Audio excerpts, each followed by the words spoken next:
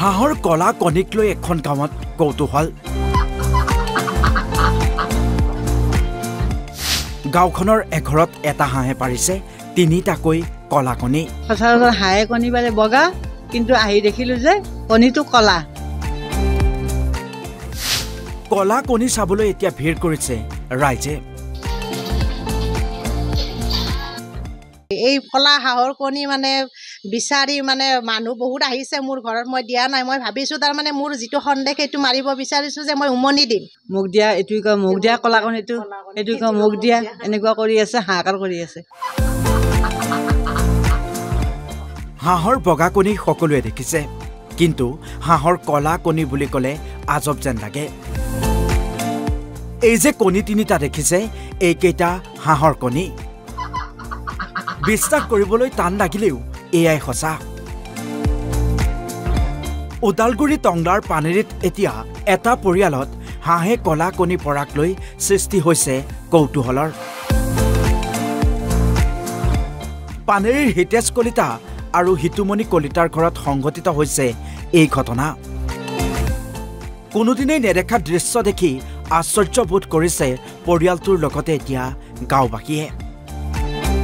পৰিয়ালটোত কলা হাঁহৰ কণী চাবলৈ এতিয়া ৰাইজেও ভিৰ কৰিছে। হঠাতে মোৰ ভণ্টিৰ ঘৰত আহি পেলাই নোহোৱা নোপোজা মানে বস্তু এটা দেখা পালোঁ। সেইটো হৈছে যে কি কণী। সচৰাচৰ হাঁহে কণী পাৰে বগা, কিন্তু আহি দেখিলোঁ যে কণীটো কলা। এতিয়া জীৱনত যেন সেইটোকা ঘটনা দেখাই নাই। কলা হাঁহৰ কণী বহুত আগৰ পৰা, এতিয়া আমি বুঢ়ীয়ে হ'লোঁ, কণী দেখাই নাই কলা কণী। আজিয়ে প্ৰথম দেখিছোঁ। এতিয়া কি কাৰণ কি কথা এইবিলাক একো ধৰিব পৰা নাই আৰু। তিনিটা পাৰিছে, 3টাই পাৰিছে মাত্ৰ। এতিয়া ধৰিব পৰা নাই আৰু। প্ৰথমতে ভয়ে লাগিল কলা কণী দেখা পাই পেলাই, কি কাৰণত কণীটো কলা হ'ল। তাৰপিছতে ভাবিলোঁ, ভণ্টিক ক'লোঁ জানো থৈ দেচোন, কিজানি বগাও হ'ব পাৰে। তাৰপিছত নাই, আজিলৈকে সেই কলা কণী 3টা পাৰি আৰু শেষ, আৰু নাই।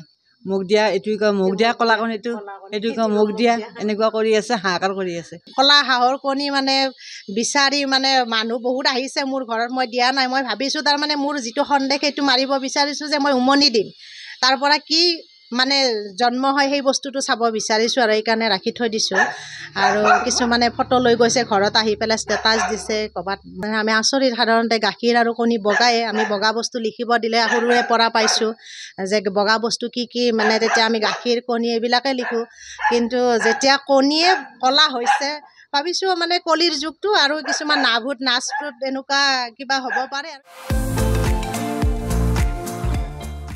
ভেৰগাঁৱৰ পৰা পল্লৱ দাস, অসম লাইভ 24।